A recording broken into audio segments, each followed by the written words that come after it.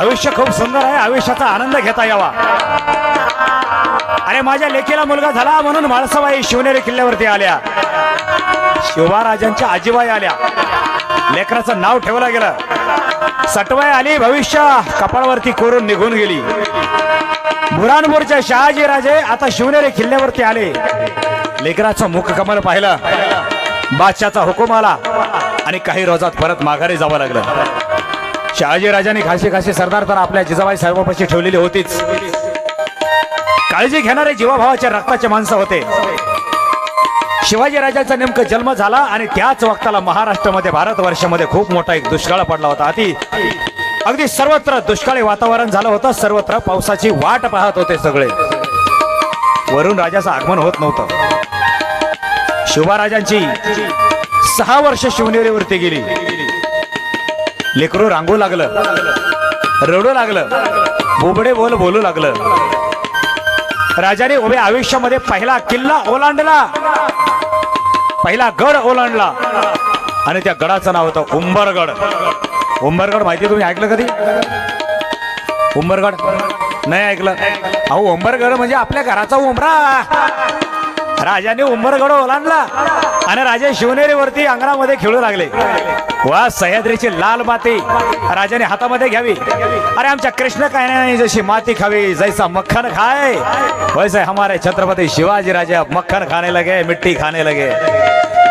हातामध्ये माती घ्यावी, राजाने तोंडामध्ये घालावी आणि जिजा अक्कानी बघावी आणि म्हणावं काय करावे या लेकराला, का कोणा ठाऊक नुसती ही लाल माती खात।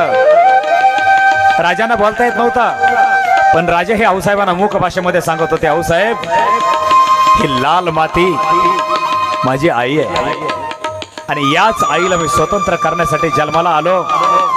आई आई याच मातीला मी स्वतंत्र करण्यासाठी जन्माला आलो। या मातीमध्ये किती गोडवा आहे, या मातीमध्ये किती आमच्या रक्तातलं पूर्वजांचं रक्त सांडलं,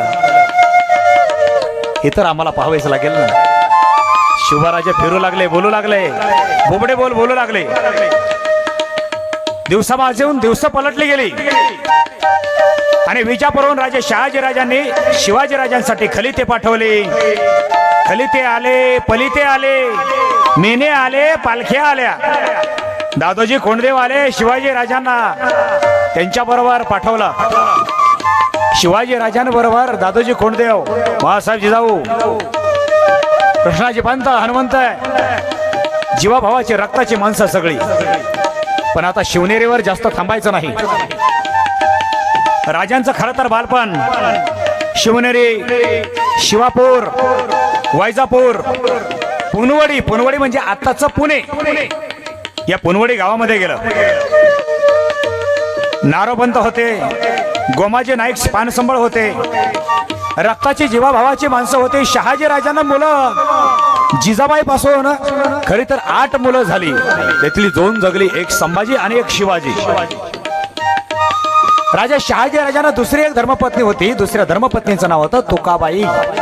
तुकाबाई ही मोहितेच्या घरातली धर्मपत्नी। तुकाबाईंना मुलगा झाला व्यंकोजी राजे, तो लहानच होता, इसवी सन कालखंड तोही 1630चा।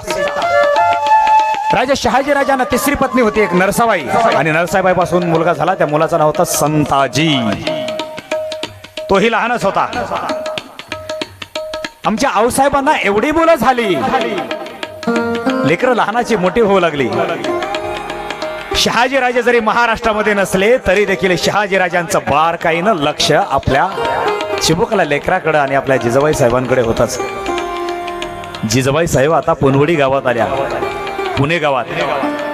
जिजाबाई साहेब पुण्यामध्ये आल्या आणि पुण्यामध्ये आल्याबरोबर सोनपंत डबीर, दादाजी कोंडदेव, शामराजपंत निळकंठ, रघुनाथपंत बल्लाळ, बाळकृष्णपंत मुजुमदार, बाजी पासलकर हे सगळे मंडळी आले।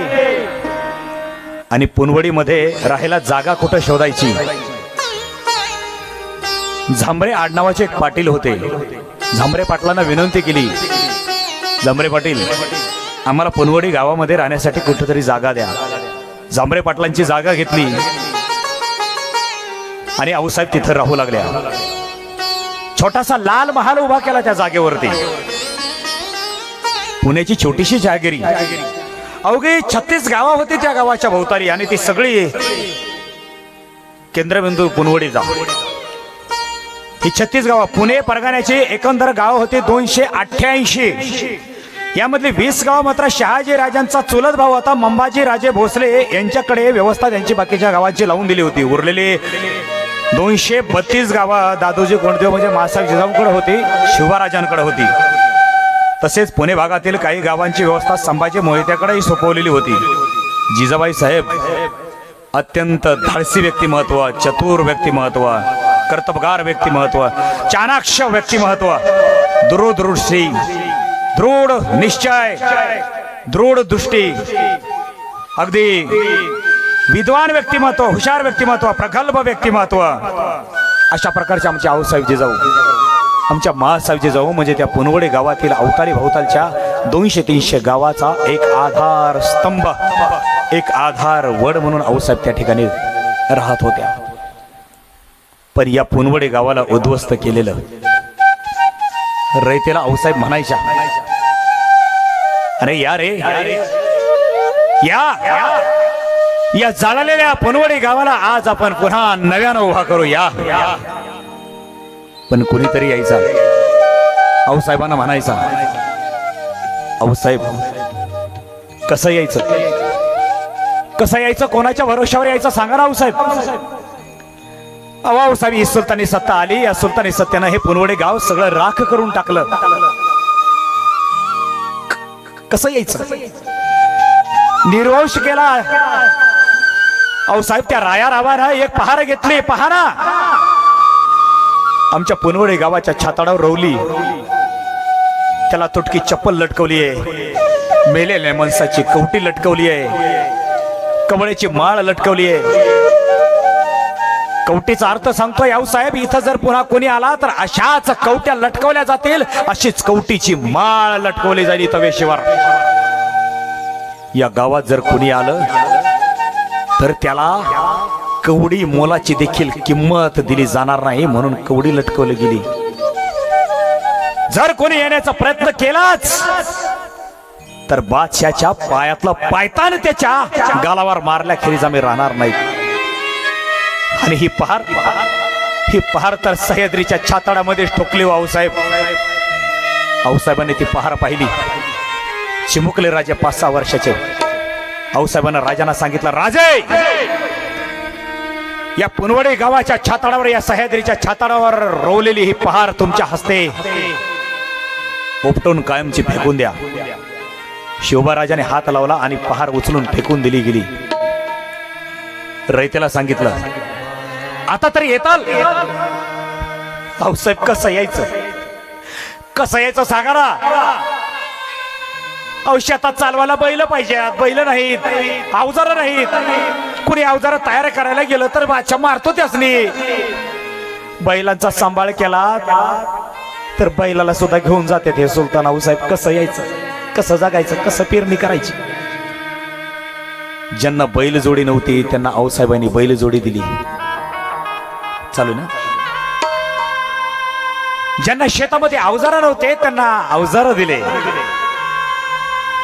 आणि आऊसाहेबांना वरुण राजाकडे विनंती केली, हे वरुण राजा, या दुष्काळ पडलेल्या दिवसांना संपव आणि या मातीमध्ये आता सुजलाम सुफलाम होऊ दे. अरे पेरणी करायचं म्हणलं तर कोणाकडे तिफन नसायचे, पेरणी करायची म्हटलं तर कोणाकडे पाबर दिसायचे नाही, शेतकऱ्याकडे बैलगाडा नाही. पण आऊसाहेबांना सगळ्यांना अवजारा दिले आणि अखेर शेवट सगळ्या शेतकऱ्यानं हातामध्ये पेरत घेतलं. पाऊस आला, वापसा झाला आणि मग आमचा शेतकरी बी आनंदानं बोलू लागला. या काळ्या मातीमध्ये शेतकऱ्यानं तिफन हातात घेतली आणि शेतकरी बी मिशीला पीळ मारून पेरता हातात धरून बोलू लागला.